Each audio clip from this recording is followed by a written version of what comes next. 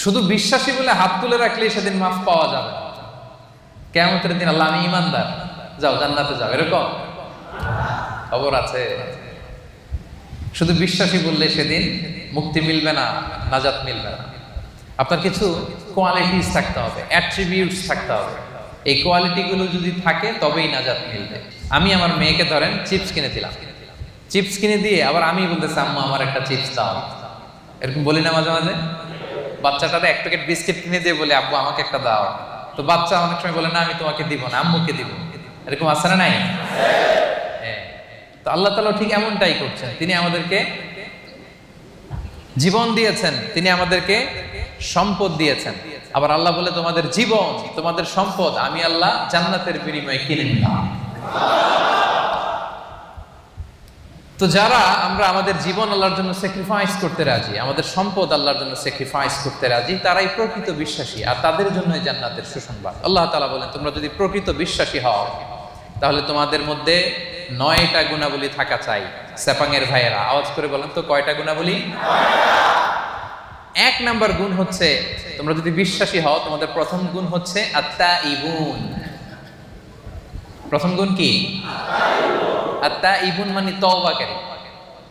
আত্তাইবুন মানে তওবাকারী। তাবা ইয়াতুবু, তাওবা মানে হচ্ছে ফিরে আসা। তাবা ইয়াতুবু মানে to go, to return back to your Lord, রবের দিকে ফিরে যাওয়া। আমরা যদি ভুল করি আমরা কার দিকে ফিরে যাই? আল্লাহ ছাড়া আর কোনো দরবারে ক্ষমা চাওয়ার সুযোগ আছে? ক্ষমা চাইতে হইলে পাইতে হইলে একটাই দরবার আমাদের। দরবারটা কার? নাকি খাজা বাবার দরবার? নাকি ল্যাংটা বাবা, অমুক বাবা, তমুক বাবা? আওয়াজ করে বলেন কার দরবার? এজন্য রব্বুল আলামিন বলেন ইয়া আইয়ুহাল্লাযীনা আমানু তুবু ইলাল্লাহি তাওবাতান নাসুহা। ওহে বিশ্বাসীরা, ভুল করেছো, অন্যায় করেছো, অপরাধ করেছো, নিরাশ হবা না, হতাশ হবা না, আল্লাহর কাছে তওবা করো, খালিস তওবা। সুবহানাল্লাহ পড়ো। তুবু ইলাল্লাহি তাওবাতান নাসুহা, খাঁটি তওবা করো, একনিষ্ঠ মনে তওবা করো। তওবার মতন তওবা করলে সব গুনাহ মাফ করে দেয় কে?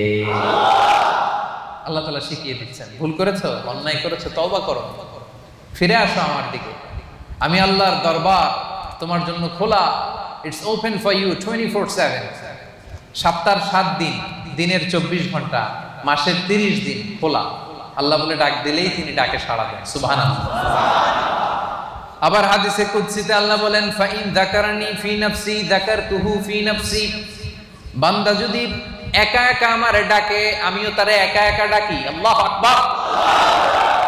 ওয়া ইন যাকারানি ফি মালাইন যাকারতুহু ফি মালাইন খায়রিন মিনহু। বান্দা যদি বিশাল সমাবেশ করে আমি আল্লাহরে ডাকে, আমি আল্লাহ ফেরেশতাদেরকে নিয়ে আরো বড় সমাবেশ করে বান্দারে ডাকি। ওয়া ইন তাকাররাবা ইলাইয়া বিশিবরিন তাকাররাবতু ইলাইহি যিরাআন। আমার বান্দা যদি আমার দিকে 1 বিঘত এগিয়ে আসে আমি আমার বান্দার দিকে 1 হাত এগিয়ে যাই। ওয়া ইন তাকাররাবা ইলাইয়া যিরাআন তাকাররাবতু ইলাইহি বাআন। বান্দা যদি আমার দিকে 1 হাত এগিয়ে আসে আমি আমার বান্দার দিকে 2 হাত এগিয়ে যাই। ওয়া ইন আতানি ইয়ামশি আতাইতুহু হারওয়ালা। বান্দা যদি আমার দিকে হেঁটে হেঁটে আসতে চায় আমি আল্লাহ বান্দার দিকে দৌড়ে দৌড়ে যাই। আপনি হেঁটে হেঁটে আসতে চান, আল্লাহ আপনার দিকে দৌড়ে দৌড়ে যাবে। আল্লাহু আকবার। 24/7 তার দরজা খোলা, খোলা তার দরজা। চোখের পানি ছেড়ে আপনি ক্ষমা চান, চাইতে দেরি, তিনি ক্ষমা করতে দেরি করে। তিনি আমাদের সাহস জুগিয়ে আশ্বাস দিয়ে বলছেন কুল ইয়া ইবাদিয়াল্লাযীনা আসরাফু আলা আনফুসিহিম লা তাকনাতু মির রাহমাতিল্লাহ ইন্নাল্লাহা ইয়াগফিরুয যুনুবা জামিআ ইন্নাহু হুয়াল গফুরুর রহিম। আল্লাহ বললেন নবী আমার বান্দাদেরকে বলো ও আমার গোলাম আল্লাযীনা আসরাফু আলা আনফুসিহিম, যারা নিজেদের উপর জুলুম করেছো, নফসের উপর যারা জুলুম করেছো, পাপ করেছো, অন্যায় করেছো, ভুল করে ফেলেছো, লা তাকনাতু মির রাহমাতিল্লাহ, আমি আল্লাহর রহমত থেকে নিরাশ হব না। আমি আল্লাহর রহমত থেকে নিরাশ হয়ে যাব না। ক্ষমা চাও, ক্ষমার মতো ক্ষমা চাইলে সব গুনাহ ক্ষমা করে দিতে পারে কে? আল্লাহ। আপনি কত গুনাহ করছেন? আপনি কত পাপ করেছেন? আপনি কত ভুল করছেন? আপনার ভুল, আপনার পাপ, আপনার অন্যায় যদি হয় পাহাড়ের সমান, আল্লাহর দয়া হচ্ছে আকাশের সমান। ও সেপাঙের ভাইয়েরা, আপনার ভুল, অন্যায় আর অপরাধ যদি হয় খালের পানির সমান, বিলের পানির সমান, আমার আল্লাহর দয়া সাগরের পানির সমান। আপনার ভুল, অন্যায়, পাপ যদি হয় সাগরের পানির সমান, আমার আল্লাহর দয়া, ভালোবাসা মহাসাগরের পানির সমান। তিনি যে কত বড় দয়ালু, আল্লাহ তাআলা যে কত বড় মেহেরবান, আপনি কল্পনাও করতে পারবেন না। আরশের উপরে আল্লাহ তাআলা বিশাল এক সাইনবোর্ড টানিয়ে রেখেছেন। এই যে আপনাদের এখানে কোম্পানির এদিকে যখন ঢুকলাম, দেখলাম যে WRP Asia Pacific SDN PhD লেখা আছে না সাইনবোর্ডে? আল্লাহ তাআলা আরশের উপরে বিশাল এক সাইনবোর্ড টানিয়ে রেখেছেন। ওই সাইনবোর্ডে তিনি লিখে রেখেছেন সাবাকাত রাহমাতি গাদাবি, সাবাকাত রাহমাতি গাদাবি। এর মানে হচ্ছে আমার ভালোবাসা, রহমত আমার রাগের উপরে বিজয় লাভ করেছে।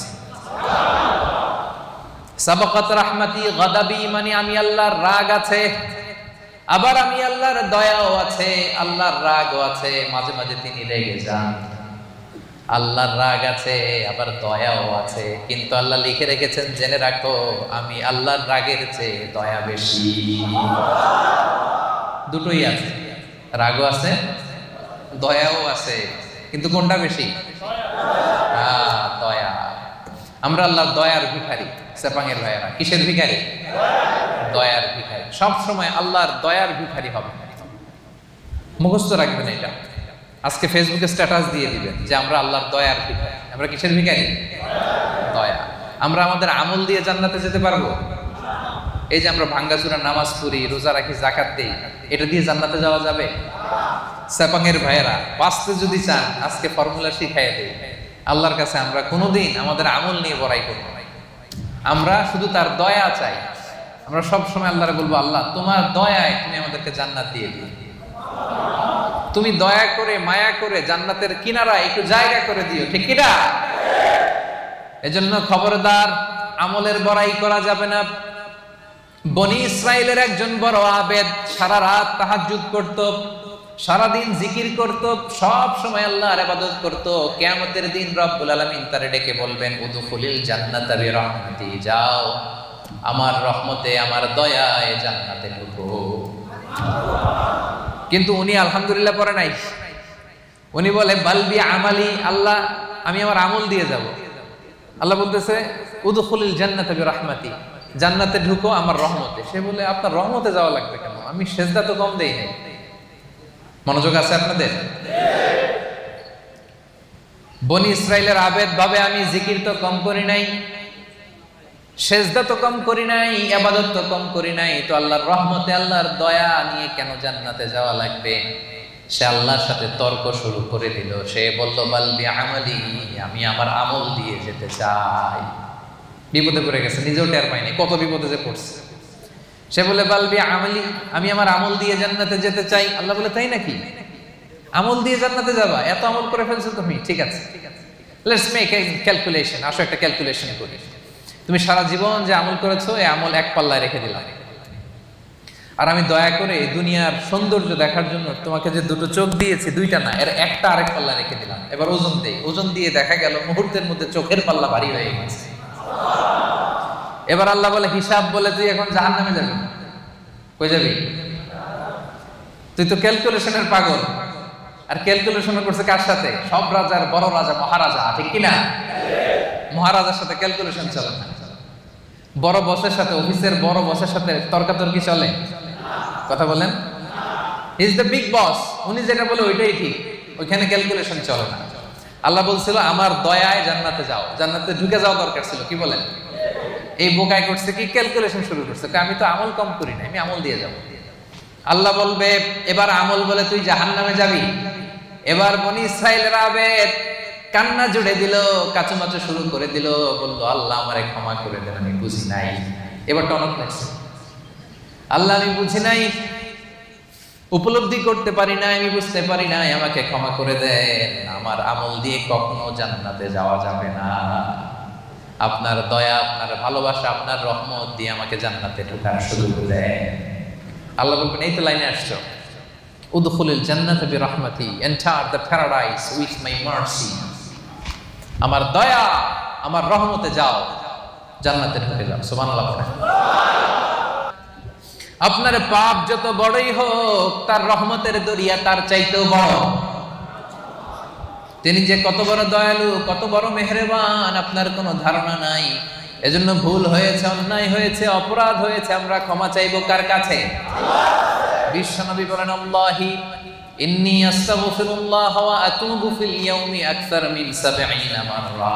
আমি দৈনিক বিশ্বনবী ৭০ বারেরও বেশি আল্লাহর কাছে তওবা করি। গফির লাহু মা তাকাদ্দামা মিন যামবিহি ওয়া মা তাআখার। বিশ্বনবীর আগের গুনাহও মাফ, পরের গুনাহও মাফ। আদতে তো গুনাহই নাই। বিশ্বনবী সাল্লাল্লাহু আলাইহি ওয়াসাল্লামের কোনো গুনাহ আছে? যার গুনাহই নাই উনি প্রতিদিন তওবা করে কয়বার? হ্যাঁ, আমাদের তো আর কোনো গুনাহ টুনা নাই, তাই না? হ্যাঁ, গুনাহ টুনা আছে নাকি আমাদের? তো যে মহামানবের কোনো গুনাহ নাই, আল্লাহ বলছে সব মাফ, সব মাফ, আগের পরের সব মাফ। উনি প্রতিদিন ইস্তেগফার করে ৭০ বার। আমরা পড়বো কয়বার? হ্যাঁ, সাপাঙ্গের ভাইরা বলেন কয়বার করবেন? ৭০,০০০ বার। আসলে তাই হওয়া দরকার।